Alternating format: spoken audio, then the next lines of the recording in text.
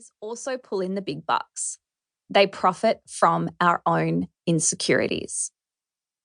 After decades of spiritual seeking, developing myself, searching for constant evolution and growth, and ending up working within the very industry that was profiting from my addiction, I reached breaking point. You might know this place as rock bottom, your dark night of the soul, or any of the other places we're told one must inevitably hit to have their real breakthrough. For me, it came from relinquishing any idea of being saved, fixed, or healed. I ceased all of my spiritual practices. I stopped visiting my vast collection of holistic practitioners. I quit listening to self-help podcasts and reading self-help books. And I unfollowed a bunch of motivational leaders and speakers on social media. And you know what happened? I could finally hear my own fucking voice. The little voice inside of me that had been silenced by everyone else's remedies, advice, and solutions. The part of me that knows myself better than anyone else could possibly know me or ever attempt to understand me. I started to grasp an awareness of who I was without all of the hoopla.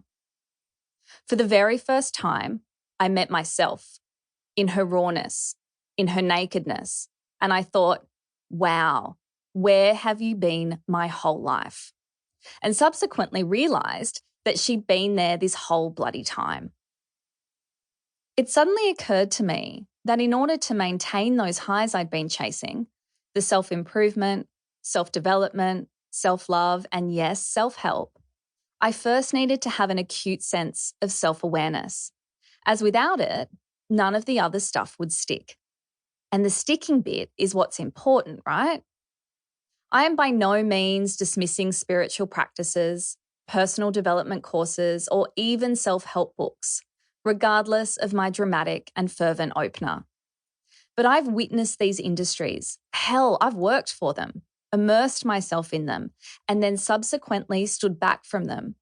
And I can tell you that they serve you the best and you get the most from them when you understand that self-awareness is at the heart of all of them. Plus, when you know exactly who you are, you get to decide what concepts, theories, and practices suit you and which ones just don't feel right.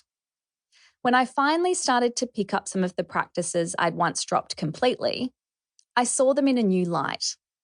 I found that some of them just weren't suited to me, and the ones that were very suited, well, the benefits actually stuck.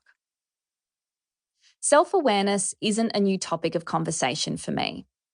It's actually been the theme of all of my books, just in different disguises. My first book, Make It Happen, is about manifestation, with the understanding that successful manifestation comes from having an awareness of the power of your own thoughts, feelings, actions, and faith.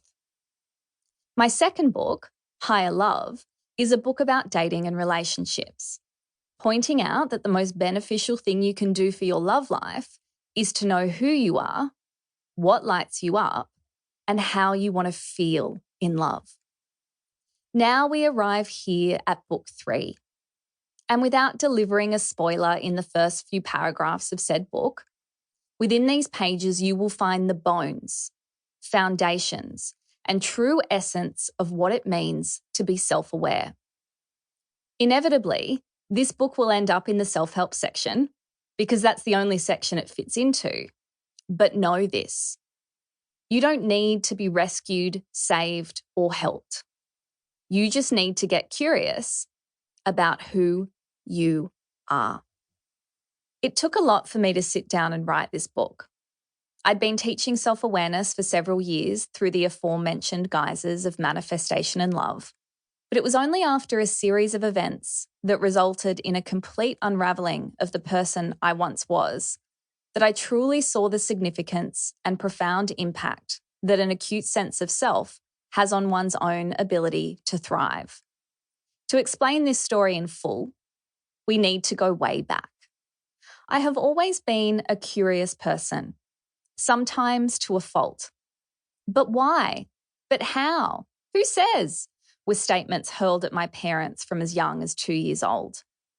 I recently discovered a school report card from year 1 that said, Jordanna's curiosity.